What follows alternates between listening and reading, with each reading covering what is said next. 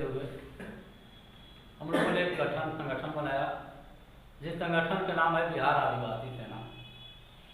इस संगठन का उद्देश्य था कि बिहार के आदिवासियों को एकजुट करना। इस पर विचार विमर्श करने के लिए मीटिंग को बुलाया गया है, दूसरी बैठक है। और बिहार आदिवासी सेना क्यों, पहले इस पर हम चर्चा करेंगे। बिहार आदिवासी सेना क्यों गठन किया गया, किस रूप से काम करता है। तो बिहार आदिवासी सेना का जो है न वह राजनीतिक संगठन है, न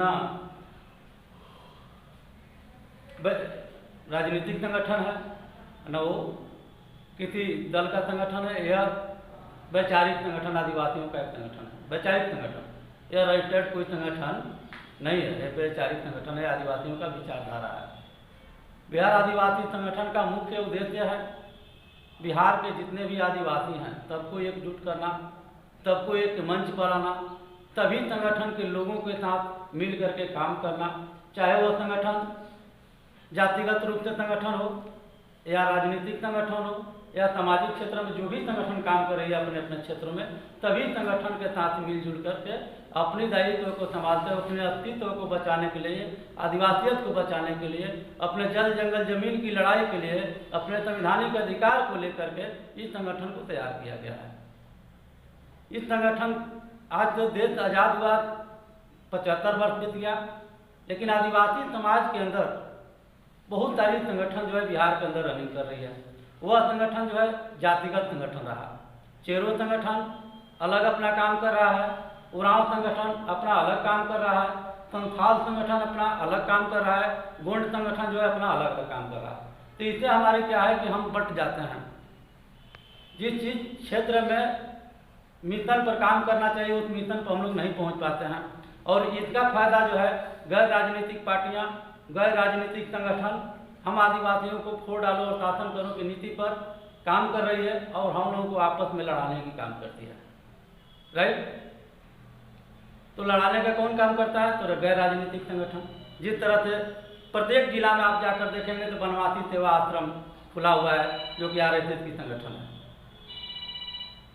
कुछ आदिवासी गैर जाति के लोगों द्वारा चलाया जा रहा है, जैसे आदिवासी फोरम संस्थान, बहुत सारे संस्था खोला गया आदिवासियों के नाम पर। वो आदिवासी संगठन जो है, संस्था जो है आदिवासियों को ठगने का काम कर रही है। तो हम आदिवासियों के बीच जो है किस तरीका से काम करेंगे, क्या क्या हमारी बिंदु होगी, क्या हमने खोया और क्या पाया आज़ादी से लेकर अब तक, इस बिंदु पर हम लोग विचार विमर्श करेंगे। सरकार किस तरह से शोषण कर रही है आदिवासियों के, इस पर भी विचार विमर्श करेंगे। तो हम लोग 16 बिंदु पर आज हम लोग चर्चा करेंगे। तो 16 बिंदु जो है हमारा, बिहार आदिवासी सेना को एकजुट करना एवं मंच पर लाना चाहती है। बिहार आदिवासी सेना क्या करना चाहती है? बिहार के सभी आदिवासियों को एकजुट करना और एक मंच पर लाना। ये हम लोगों का पहला दायित्व है। दूसरा है बिहार के जितने भी शिक्षित युवा एवं युवतियाँ हैं जो शिक्षा के क्षेत्र में जाना चाहते हैं, उनके प्रति हम लोग अपनी सोच को बदलेंगे। उनको जितना अधिक से अधिक अच्छे तरह से शिक्षा दिला पाएँ, इसके विषय पर हम लोग विचार विमर्श करेंगे, कैसे अपने समाज के लोगों को आगे ले जाएंगे शिक्षा के क्षेत्र में। बिहार के युवाओं को विधानसभा संविधान अधिकार के प्रति जागरूक करना, संवैधानिक अधिकार के प्रति समाज के युवाओं को जागरूक करना, ये हम लोगों का दूसरा अधिकार बनता है। जो भी हमारे युवा साथी हैं, पढ़े रहे हैं, लिख रहे हैं, IAS हो रहे हैं, BPS हो रहे हैं, नौकरी में जा रहे हैं, बेरोजगार हो रहे हैं, क्यों हो रहे हैं? तो उनको संवैधानिक अधिकार की जानकारी भी उसको उपलब्ध कराना, ये बिहार आदिवासी सेना का उद्देश्य है। जैसे 5वीं अनुसूची, पेशा कानून, वन अधिकार अधिनियम कानून की पूर्ण रूप से जानकारी देना, अनुसूचित 13 क ख ग की जानकारी देना, ये हम लोगों को संवैधानिक अधिकार की जानकारी देने के लिए संगठन को तैयार किया गया है। बिहार आदिवासी सेना का 1%, बिहार आदिवासी सेना इस बिंदु पर जाना चाहती है कि बिहार के आदिवासियों को 1% आरक्षण क्यों? ये हम मुद्दा है आदिवासियों का। 1% आरक्षण क्यों? जब केंद्र सरकार जनरल कैटेगरी को 10% आरक्षण लागू कर दे और तभी स्टेट के मुख्यमंत्री ने मान लिया और तभी स्टेट के मुख्यमंत्रियों ने 10% आरक्षण पूरे देश भर में लागू कर दिया। तो केंद्र सरकार 27% भी आरक्षण लागू किया था ओबीसी के लिए, बीपी सिंह जब प्रधानमंत्री थे उस समय, और पूरे राज्य जो है 27% आरक्षण देना शुरू कर दिया। अनुसूचित जाति को 15% आरक्षण दिया गया, पूरे राज्य उसको मान लिया 15% आरक्षण दे रही है। हम लोगों को आदिवासियों को भी 7.5% आरक्षण केंद्र सरकार दिया, तो केंद्र सरकार बिहार में भी 7.5% देना चाहिए उस हिसाब से, राइट। तो केंद्र में जब हमारा 7.5% तो बिहार में 1% क्यों? एक प्रश्न और खड़ा होता है कि जब आर्थिक आधार पर जनरल कैटेगरी को, तोड़ जातियों को 10% आरक्षण दिया गया, तो हमको भी आर्थिक आधार पर 7.5% होना चाहिए। केंद्र सरकार जितना लागू किया उतना हमको यहाँ भी मिलना चाहिए। तो 7.5% हम लेंगे। इसकी लड़ाई लड़ने के लिए बिहार आदिवासी सेना का गठन किया गया। जो सवर्ण जातियां हैं उनसे भी आर्थिक स्थिति हमारी कमजोर है, सवर्ण जातियों से भी आर्थिक स्थिति हमारी कमजोर है, सबसे पिछड़ा हुआ हम हैं। जब आर्थिक आधार पर जब उनको 10%, तो हमको 100% आरक्षण की जरूरत है। हमको कितना आरक्षण चाहिए? 100% आरक्षण की जरूरत है बिहार के आदिवासियों को, बिहार ही नहीं पूरे देश के आदिवासियों को 100% आरक्षण की जरूरत है। तो 10% आरक्षण संवैधानिक रूप से नहीं दिया गया है, वो बिल्कुल गलत है। 10% आरक्षण जो दिया गया संवैधानिक नियमों को ताक पर रख करके दिया गया है, वो संविधान से बाहर है, वो हम मानने के लिए तैयार नहीं है। उसका मैं खुला विरोध करूंगा 10% आरक्षण का। और 7.5% आरक्षण बिहार सरकार आदिवासियों को दे, जितना केंद्र सरकार लागू किया। इस चीज को लेकर के बिहार आदिवासी संगठन का गठन किया गया। वना अधिकार अधिनियम कानून जो 2006 में बनाया गया, आज तक धरातल पर उसको नहीं उतारा गया। हमारा बिहार के 13 जिला जो है वन क्षेत्र से घिरा हुआ है, और वन क्षेत्र में सबसे अधिक आदिवासी हैं, धरातल से कहीं ज़्यादा जंगलों में आदिवासी हैं।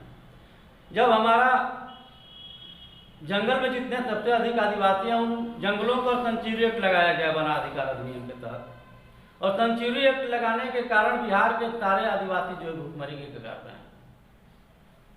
हरे बहेरा जो भी औला प्यार मको नहीं बेच सकता है, तेल का पत्ता नहीं बेचेगा, लकड़ी नहीं बेचेगा, तो खाएगा क्या? इस चीज की गणना बिहार सरकार आज तक नहीं की। बिहार सरकार आज तक इसकी गणना नहीं की। जंगल में कितने भालू हैं उसकी जनगणना सरकार के पास है। जंगल में कितने बाघ और शेर हैं इसकी जनगणना बिहार सरकार के, केंद्र सरकार के पास है। जंगल में कितना पेड़ है और कितना कटाई हुआ इसकी जनगणना बिहार सरकार और केंद्र सरकार के पास है। लेकिन जंगल में कितने आदिवासी भूखे मर रहे हैं उनकी जनगणना बिहार सरकार के पास नहीं है, न केंद्र सरकार के पास है। इस सवाल का जवाब ढूंढने के लिए हम लोगों को एकजुट होना पड़ेगा और केंद्र सरकार से इसी सवाल का जवाब खोजना है कि बिहार के आदिवासी भूखमरी के कगार पर हैं। इसका दोषी वन विभाग और केंद्र सरकार और बिहार सरकार दोनों है। इसकी लड़ाई लड़ने के लिए बिहार आदिवासी सेना का गठन किया गया है। तीसरा चीज, झारखंड बंटवारा से पहले बिहार के आदिवासियों को 10% आरक्षण था, लेकिन झारखंड बंटवारा के बाद बिहार में के जनजातियों को कितना आरक्षण मिला? 1%, बिना सर्वे किए हुए। बिहार के आदिवासियों को कोई सर्वे नहीं किया गया, बिना सर्वे किए हुए बिहार सरकार 1% आरक्षण अपने मन से हमको दे दिया, और उसकी सर्वेक्षण भी नहीं कराया कि बिहार में कितने आदिवासी हैं। यह कहा गया, बिहार सरकार यह कह दी कि जितने भी बिहार के आदिवासी थे सब झारखंड चले गए। क्या बिहार के आदिवासी अपने जगह जमीन घर द्वार छोड़ के चले गए? नहीं गए। जमीन की बंटवारा हुई थी, न कि आदिवासियों को यहाँ से भगाया गया था। यह सर्वे करवा हमारे ऊपर जबरदस्ती व्यवस्था थोपा गया, 1% आरक्षण दे करके हमको उसी के दायरे में बांध कर रखा गया। तो इसकी भी खुलासा होनी चाहिए। दूसरा चीज, बिहार के लिए केंद्रीय विशेष योजना चलती थी, माडा योजना। उस माडा योजना के तहत बिहार के आदिवासी क्षेत्रों में नली गली रोड बनाने के लिए आदिवासियों के गांव में उसके लिए कल्याण विभाग में पैसा आता था। मोदी जी के सरकार बनने के बाद 2014 में वो विशेष केंद्रीय योजना का पैसा का रोक दिया गया। वह पैसा हमारे आदिवासी विकास के लिए नहीं आता है। उसमें बेरोजगार आदिवासी युवाओं के लिए भी पैसा आता था, जैसे हालर, चक्की, डीजल, जनरेटर, पंप सेट वगैरह भी मिलता था फ्री में अनुदान में। उस पैसे को भी ब्लॉक कर दिया गया, वो भी योजना हमारे लिए बंद कर दिया गया। तो बहुत सारी योजनाएं आदिवासियों के लिए संचालित थी और बिहार में सभी योजना को बंद कर दिया गया। तीसरा चीज कि जब नीतीश कुमार जी की सरकार बनी 2005 में, तो इन्होंने महादलित विकास मिशन बनाए थे और महादलित विकास मिशन में जितने भी महादलित समाज के लोग थे, अनुसूचित जाति के लोग थे, उन्हीं लोगों को महादलित मिशन में रखा गया था और उन जातियों के लिए विशेष व्यवस्था बनाया गया था, पैकेजेस बनाया गया। महादलित मिशन के तहत बिहार के सभी अनुसूचित जनजाति के लोगों के लिए रेडियो वितरण किया गया। अनुसूचित जाति को विकास मित्र का बहाली किया गया। प्रत्येक जिला, प्रत्येक पंचायत में महादलित समाज से ही लोग उसमें आए, विकास मित्र का बहाली किया गया। टोला सेवक का बहाली किया गया, अनुसूचित जाति से किया गया। ममता की बहाली किया गया, अनुसूचित जाति से किया गया। तो जितनी भी बहालियां की गई 2005 से अब तक अनुसूचित जाति के लिए किया गया, जनजातियों के लिए कोई व्यवस्था सरकार द्वारा नहीं बनाया गया। तो बिहार सरकार से हम लोगों को पूछना होगा कि हमारे लिए कौन सी कानून व्यवस्था बनाया गया बिहार के आदिवासियों के लिए। आज बिहार के आदिवासी भुखमरी पर, आज बिहार की महिलाओं के साथ हत्या हो रहा है, बिहार के आदिवासी महिलाओं के साथ बलात्कार हो रहा है, बिहार के युवा जो है बेरोजगारी की तरफ जा रहे हैं। यहाँ हमारे लिए कोई व्यवस्था नहीं है। इस व्यवस्था की लड़ाई को लड़ने के लिए बिहार आदिवासी सेना का गठन किया गया। इस बिंदु को हम लोग चर्चा करने के लिए बैठे हैं कि सारी समस्या से हम लोग कैसे उलझेंगे। आज हमारी महिलाओं के साथ बलात्कार हो रहा है। कैमूर में बलात्कार हुआ सितंबर महीना में, जो लड़की जो है बकरी चराने गई थी, उसके साथ 2 बजे दिन में बलात्कार किया गया। कुल्हाड़ी से उसको टांग काट करके जंगल में फेंक दिया गया। वो जादव परिवार के ही लोगों ने किया था। अभी रोहतास जिला में जो घटना घटा, वन विभाग के कर्मचारियों द्वारा किया गया, उस महिला के साथ बलात्कार और रेप करके जंगल के खाई में फेंक दिया गया। उसका परिणाम सामने है, पूरे बिहार के लोग जानते हैं, सरकार भी हमारी जानती है। लेकिन अभी तक सभी पदाधिकारी और सभी लोग उस चीज़ को छिपाने में लगे हुए हैं। सारे वन विभाग के पदाधिकारी उसको छुपाने में लगे हुए हैं। अभी तक उसका FIR जो है क्लियर हो चुका है, लेकिन पोस्टमार्टम रिपोर्ट अभी तक नहीं आ पाई है, जिसके चलते अभी हम लोग चुपचाप बैठे हुए हैं।